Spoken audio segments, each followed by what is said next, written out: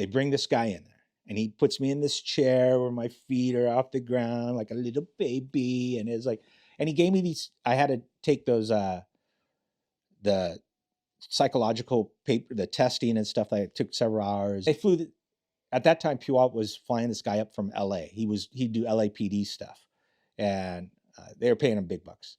So he comes in there, and he has the results, my tests and stuff like that. And he starts talking. He just asked me a few questions. He gives me a piece of paper. Draw me a figure of a guy, or draw me a figure of a person. I'm like, what do you mean? Just draw me a figure of a person. I'm thinking, this guy's whack. So I draw a stick figure. There. Do you want hands and feet on it too? Or no, it's that I like, yeah, I'm done. Okay. And he walks out, comes back, or a woman comes back. She goes, okay, we're done with the interview. I'm like, the fuck? I drove all the way down from Everett, and we're here not even 10 minutes, and this asshole is done with me. I'm like, fine. So I walk out. Get a notice. I got washed out because it's psychological. My brother-in-law, because at that time Puyallup was a little smaller, he had someone in human resources pull my jacket and find out what this guy wrote about me. And he wrote in there that, based on my application, I had multiple jobs, so I wasn't stable. Oh, no college education, so not very intelligent. So basically he said I was a dumbass for never going to school, even though I went to vocational school, finished in top of my class, got a job before I was done with that, and running this. But the guy thought I was an idiot. I don't know if you've ever tested for local departments before you went DEA. Mm-hmm. That was like a kick to the gut, because I'd figured about the testing processes.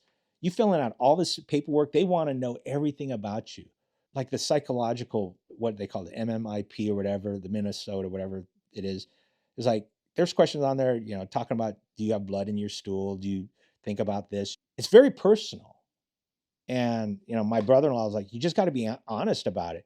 Because if you don't, these psychologists can detect that. And I'm like, okay. So, you go through all this stuff, your background, everything, you open your guts up to these people, and then they tell you, yeah, you suck. You're not good enough to be a cop. And it was a real kick to the gut. And I was more angry than like, oh, I was pissed. But then my brother-in-law was like, look, it's a test. Okay. He says, go enroll at community college. I'm like, really? He goes, yeah, go do it. And then you'll have it for the next place you test at. For the next psychological, you'll be able to say you went to college. I said, what makes you think I'm going to have another psychological exam? He goes, just trust me. Don't be so hard at it. Go do it. Rolled in Everett Community College, and I found that I loved college. It was fun. The classes were great. The professors were great. The work was great. I was going to school at night. I was working days, pulling a full job. And I enjoyed my college life so much.